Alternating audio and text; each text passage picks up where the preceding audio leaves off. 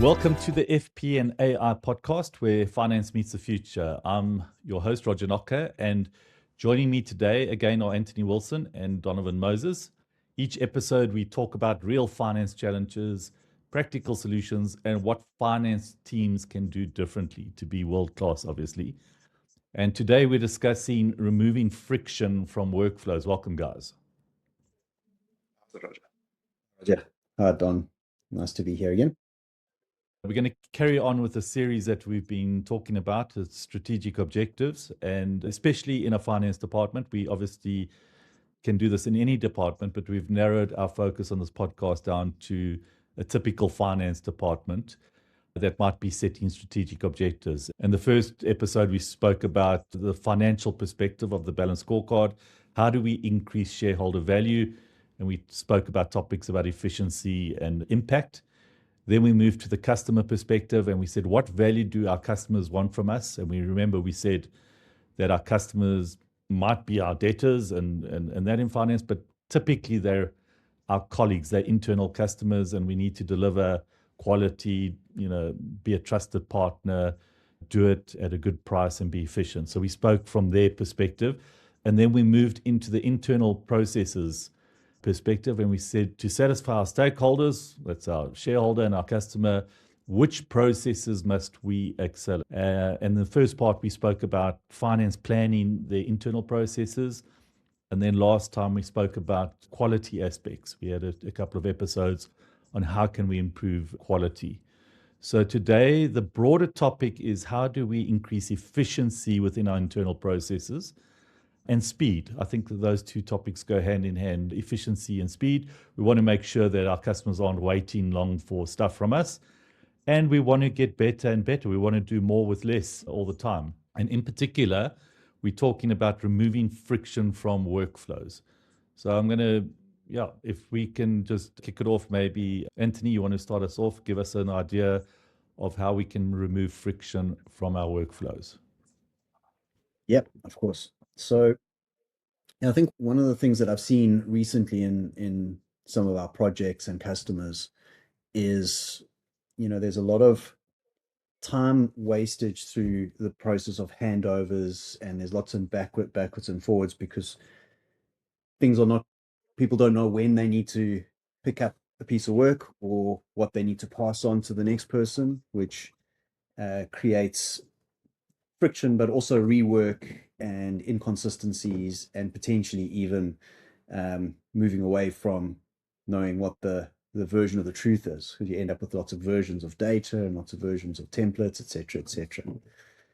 And one of the key things that we've begun implementing with our customers is bringing everything into a process view to try and make sure it's clear to everyone what the process is, of course, but also making it very simple and easy to understand the steps in the process, who's responsible for each step, and what's key is what is the input and output of each step in that process.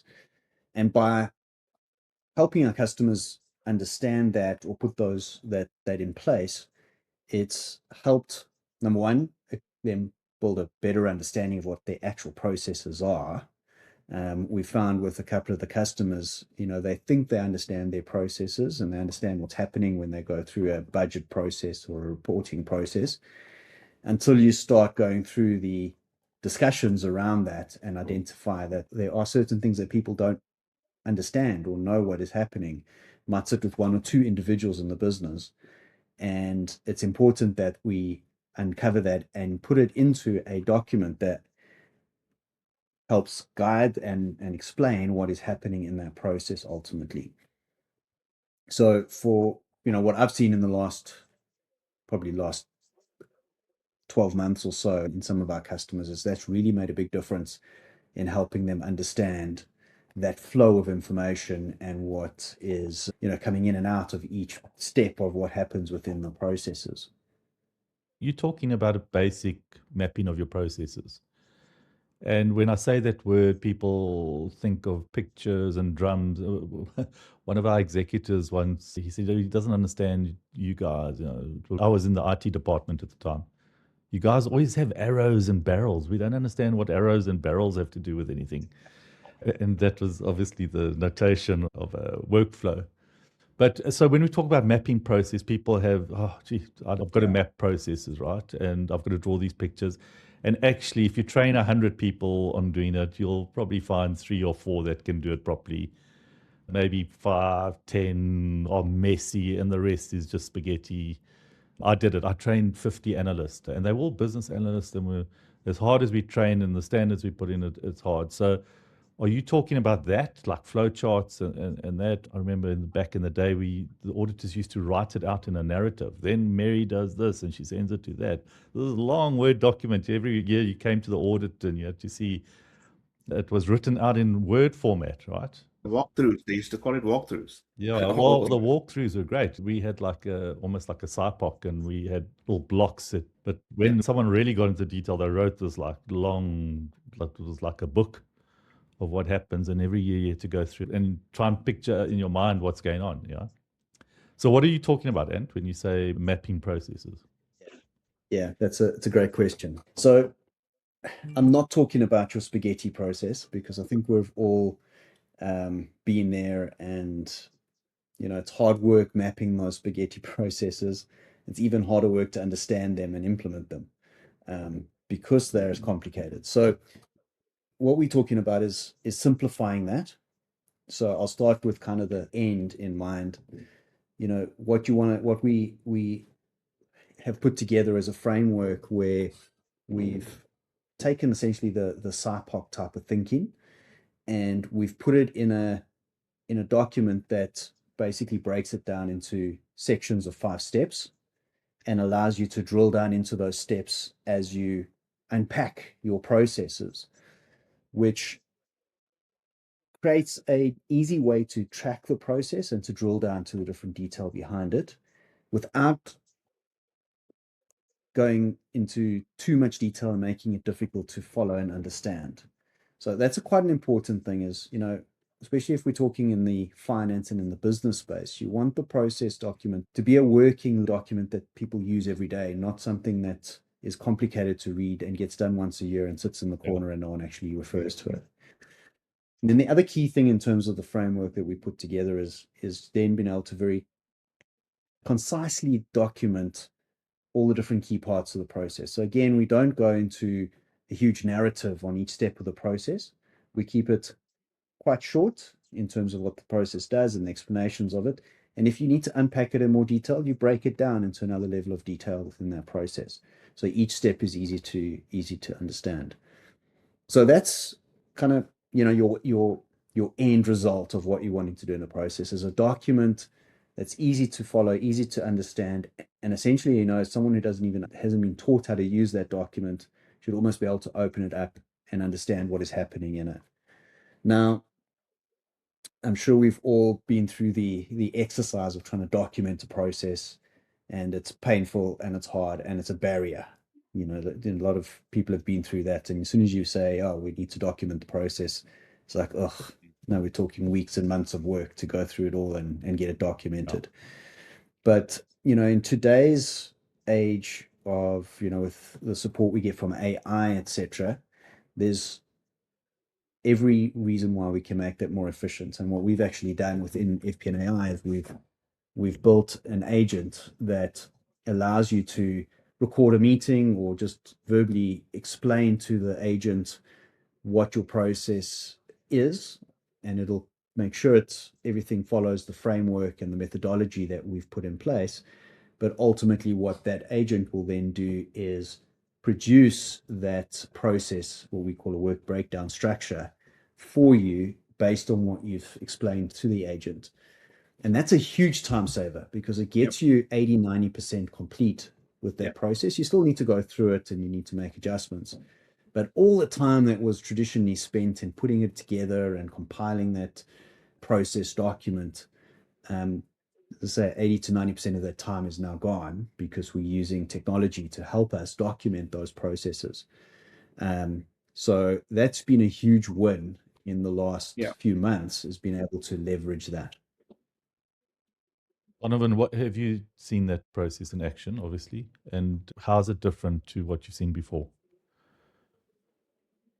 Yeah, I think I echo what Anthony mentioned, but I think what's really valuable coming from being in corporate and being a part of finance for many years is if you had the time to actually document these processes, what actually comes out is a whole lot of, what can I say? You could identify so much of overlap. And I think, in other words, duplication of effort. If we map those processes, like Anthony mentioned, from end to end, just like a normal month-end process.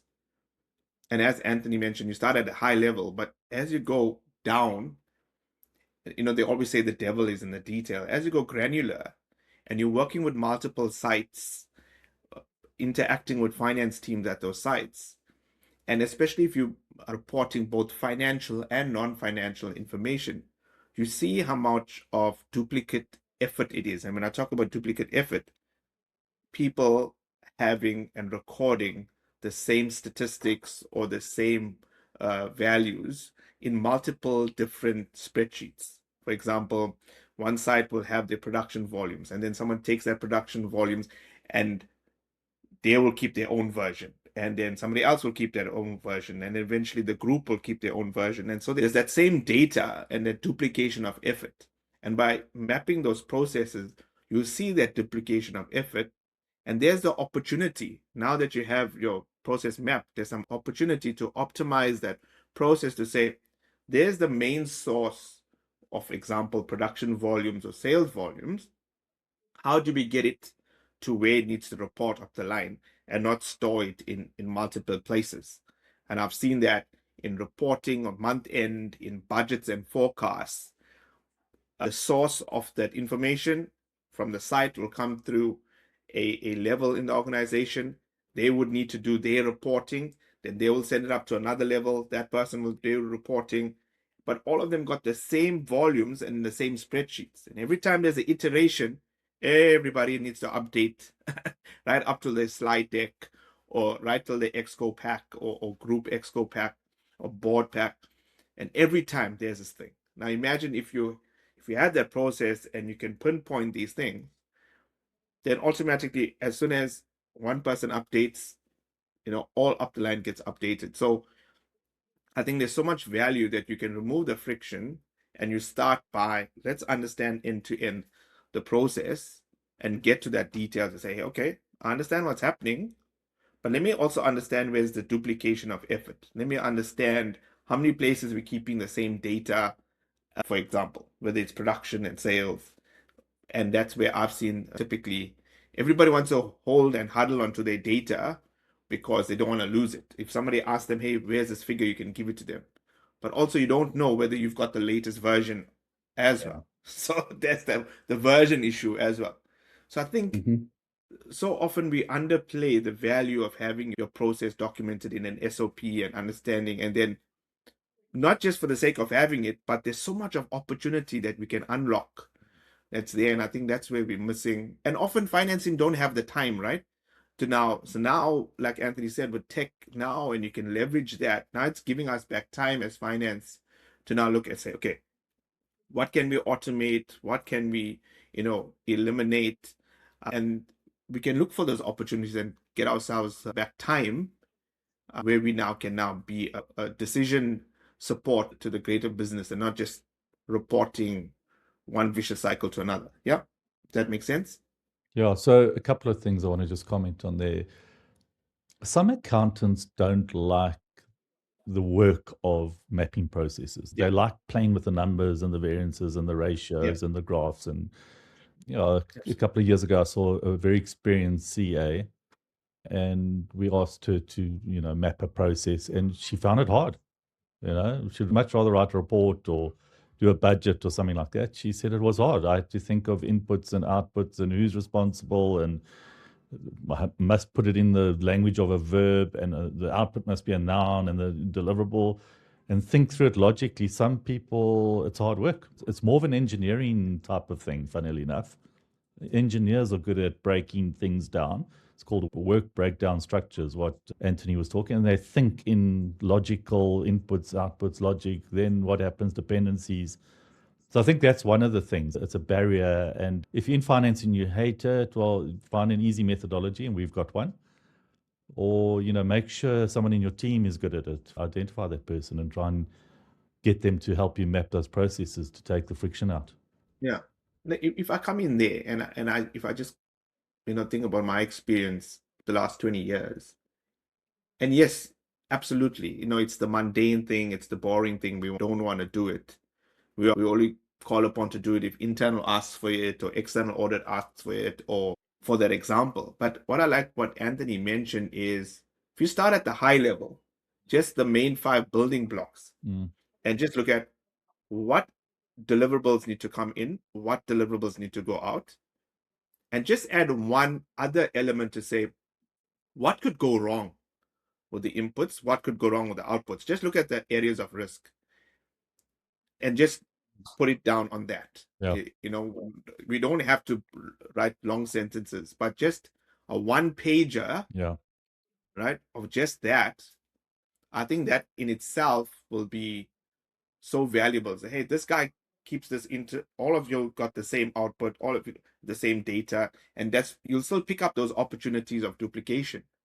But to your point, if we keep it on a one-pager, and that's what the SIPOC methodology that we have does it. Let's put everything on one page, and you can see as a snapshot where your opportunities are, where your risks are. I think it's just valuable. Coming to an organization for the first time, or you move departments or you move roles, and you look at your one pager for that role, it's so valuable to understand, yes, these are my focus areas, this is what could go wrong, and where the opportunities lie. So yeah. And you can fit a lot on just one page. You also, what you said there, start at the top. Just get the first 5 processes, level 1, right? I do this, then I do that, then 5 processes. If you still got energy, then you go down to a level 2. And if you've still got more energy and you need more clarity, go to level 3. But don't do nothing. Rather have level 1. And what I've also found when we use this methodology is if I go to a department and everyone knows the process and they're all aligned, and we say, let's map this process out in 5 steps, 20 minutes and we're done. And then Mary does it, it's done. You go to another workshop where you've got 5 departments involved, and that workshop will go on for building this one page, it will take 4 hours, 5 hours, 6 hours, because people don't see it the way the other department sees it. That's when you should have it, when you've got multiple roles and multiple departments and multiple handoffs. It's exactly when you need it. It's not if one person or one role takes a task and he moves it right throughout the process. Well, then, it'd be nice to know what he does, but it's not difficult for him to write that all down. But yeah, when you've got multiple roles, multiple departments, it's chaos. Yeah, no, I mean, I've taken out a lot of steps in my time, in various roles because the step is not necessary.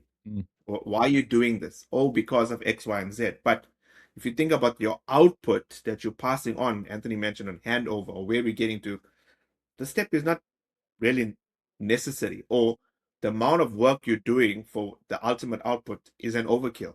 Yeah.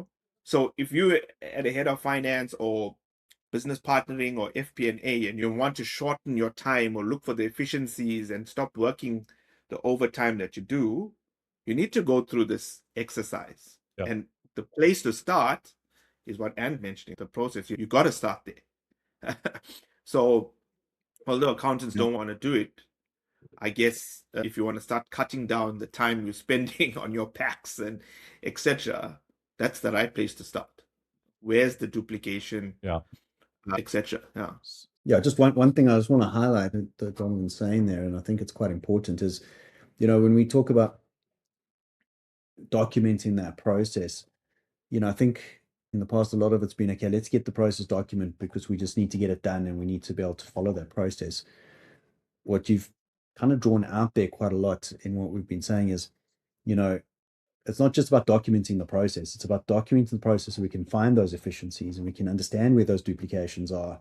And ultimately, people understand where they play a role in the process and the impact that others have on them and what they have on other people. But a key thing there is, let's look at the process, but through a lens of what's happening at the moment and how can that be improved and how can we bring more efficiencies? Because that's really where the benefit's going to come, and that's how you're going to reduce time and reduce cost, etc. Yeah, so sorry, Raj. When somebody tells me, let's document the process, automatically you switch off, right?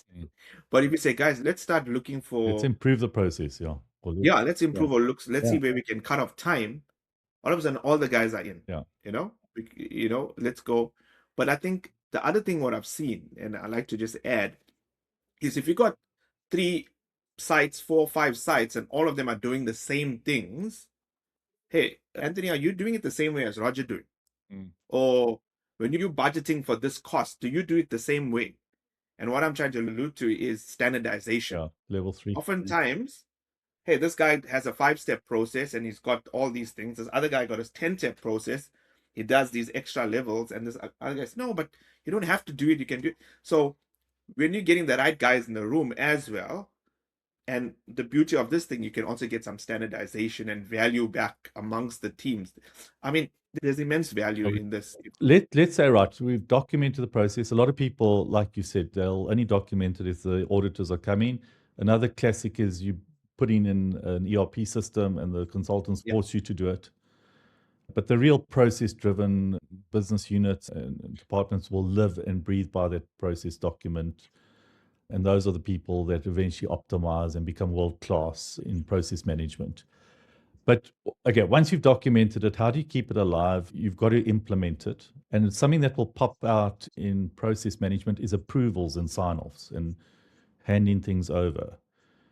That is an opportunity to remove friction. If you can automate, if you can have a nice little workflow system that everyone understands, and instead of running around and having minutes of meetings and or signing or writing in a logbook, the more digital you can make those approvals and the easier you can make it. And there's a couple of methods that we use. The one is you have a checklist and you make sure people tick the box literally on a system that logs their name and the date timestamp.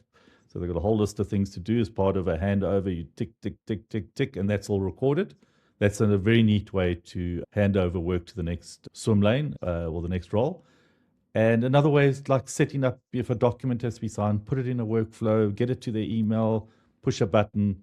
We do it for purchase orders and those kinds of things, but there's all sorts of documents that you can approve, even like signing contracts. I mean, if you're not on some sort of DocuSign or Adobe Sign or something, you got to do that. It makes life so much easier.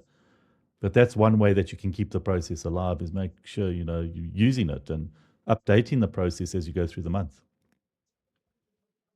That point, Raj, and I fully agree. But then I've seen in my time, although the workflow is automated from approvals place, first X, then Y, then Z, someone in that trail can be a bottleneck. Sorry. Yeah, can be a bottleneck. And how do we address those? And maybe it's a bottleneck because let's park the easy stuff where they're on leave or whatever. Let's park the easy stuff. But, they're essential to this workflow. So they get a lot and it's just voluminous, right? So that's one thing. Maybe you don't need the approval at the step. Yeah. Yes. That's one way you can optimize the process. That's one way, right? Yeah. Depending on what it is, maybe we just go straight purchase order. You don't need PR, for example. Yes, My boss used to call it the checkers checking the checkers. Yes, yeah. But yeah, maybe you don't there. But you also get one where it's almost at the CFO level before it goes to the MD or CEO, but he's not happy with the workflow up to the stage because X and Y stuff is missing. It's not detailed enough. The NPV is not there, or the ROI is inadequate. So we can put the automation there. But I think there's another layer under that automation, because the automation is definitely there to help it go smoother and to go quicker. But the bottleneck sometimes doesn't necessarily lie in the way we're doing the workflow or the method we're doing the workflow, but there's other things contributing to that bottleneck. So sometimes we need to look at, before we may do the automated workflows, like who's not doing what they need to do as well, or it's not detailed enough, or that. So, and it comes back to Anthony's point about process mapping.